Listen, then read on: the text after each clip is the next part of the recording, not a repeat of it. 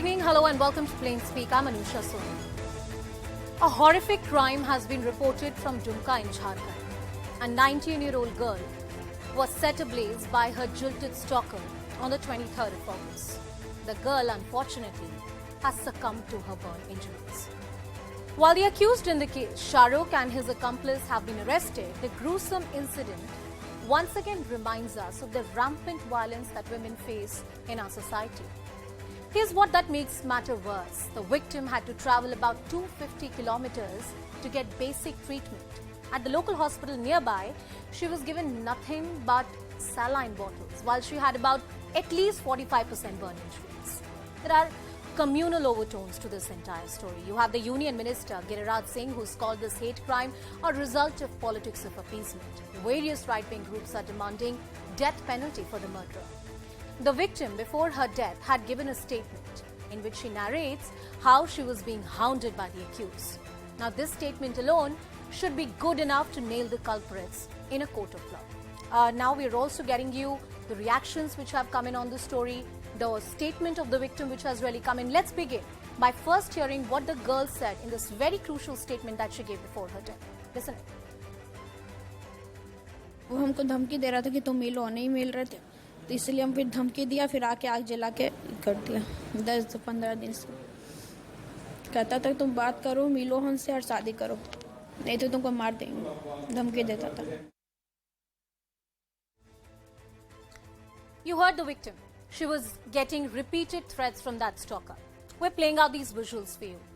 This is the man. His name is Shahrukh. One of his other accomplices has also been arrested. He was seen smiling and walking with much pride while he was being arrested by the police authorities. Now, this accused Shahrukh, after being arrested, was smiling. There was no sign of remorse or at least shame which should be visible in a person. This takes us to another question. While our judiciary, our judicial system insists on reform, these images show how there is a lacuna, there's a gap, and the present system has failed at many levels. We don't know whether the trial will be a speedy one. We don't know whether the long, slow and tardy judicial system will become a punishment for the victim's family. Exploiting the weaknesses and technicalities of the law, often men involved in such heinous crimes like hate crimes or even acid attacks have been successful in securing bails from court of law. Our processes have become punishment, and the society at large has failed to create deterrence for men who indulge in such crimes. And we all know that this is not a standalone incident. Two recent examples that I want to cite. On the 25th of August 2022, a 16-year-old girl was on her way to school when she was shot by her stalker. In March, a man killed a minor girl after she refused her advances. These two had met on Instagram. We didn't speak much about these instances in the public domain. However, these instances remind us that crimes like these are not far and few, but they're rampant. Let's also take an overall perspective about crime against women in the state of Jharkhand. Let's have a look at these numbers. 2022, about 1,794 cases reported. 2021, 1,617. And 2022, the data is still emerging, 666 so far. These pertain to rape cases. Let's also look at cases pertaining to dowry deaths. These are important indices to watch out for when we look at crime against women. 2020, 273, 21, 278, 79 till May. Now, while these figures in themselves are very low, if you look at a comparative analysis, if you look at the NCRB data compared to various other states, Jharkhand has much lower rate of crime. Now, there can be two factors which are responsible for it. One, the low reporting of crime, and secondly, the fact that it's a tribal state. So often the reach of judiciary, the reach of police administration is much low. That's the key question we asked tonight. 19-year-old has been burnt alive. And is this the case which is fit for the rarest of rare?